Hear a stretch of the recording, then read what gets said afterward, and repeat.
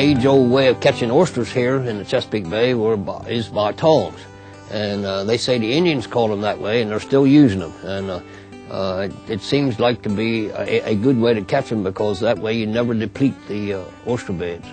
They make a living, and it's the hardcore people that do that. The watermen are hardcore. They have to face the elements.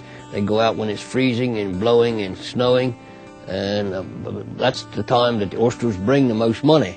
In the winter, everybody wants to eat oysters in the winter, so you have to gather them when you can. They use the tongs. It's like two sticks, and they're crossed in the middle, and they have a rake on each end, and they pull them together like that, and then they lift them up on the boat and dump them on the boat, and then they have to cull through them.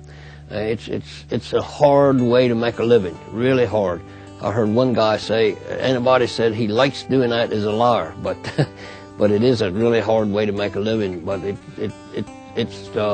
people do make a living and make very good livings out of it. Also there's another way called patent tong, and that is limited to the Bay Area.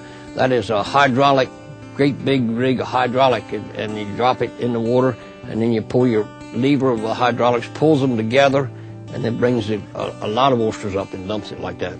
There's a few people that do that, not a lot of people. Most people do by hand tongs. There's also another way, the skipjacks, the dredge boats. They have to dredge by sail 4 days a week.